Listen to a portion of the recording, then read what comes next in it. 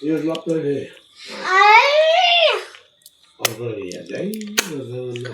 कस्तो भयो बहिनी मासु दामी भयो दामी कसले पकाएको त आज मासु पापा आमा दिदा दादा त्यो खाएको कि दलेको बहिनी मुखभरि आहा म त खाना खाएको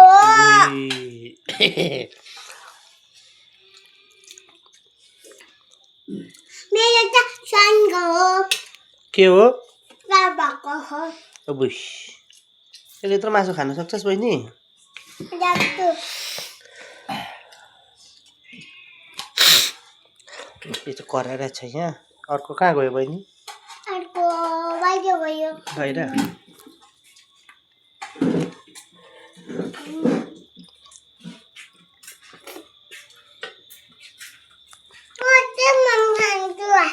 अझै माम खान्छ अरे बहिनीले ओ तर 4 खेप भइस त खाएको फेरि खाने 5 पो हुन्छ त योसँग त अन्त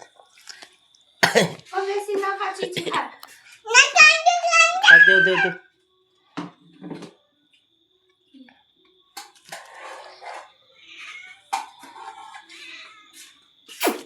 किन कराएकै त्यो चाहिँ आमाको चोर्दैछ फेरि यसले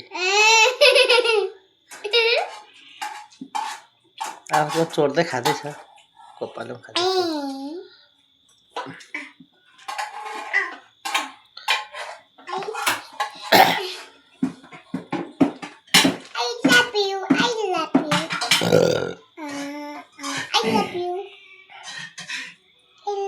छे त दुईटा हातले खाइस् के मासु त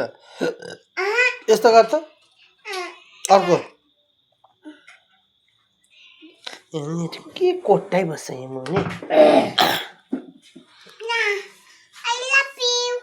आई लभ यु टु बहिनी टुटु फेरि अर्को आइहाल्यो ल कसरी खाने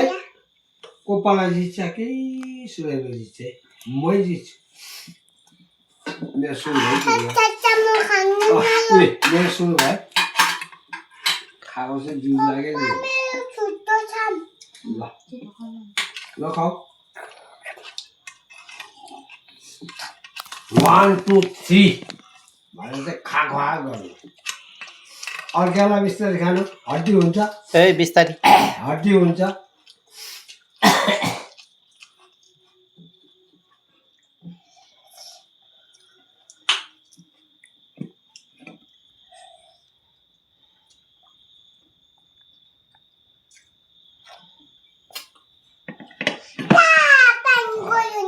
यो छोड कन्सिलाको लक्ष्मी भन्नु पर्छ अब यो 1 दिन त 36 भइहाल्छ गाईको लागि गाई गोरु बेच्नु पाउँदैन मैले सरकारले दिइरहेछ कति दिँदैछ नुन र उयो किन्नु महिनामा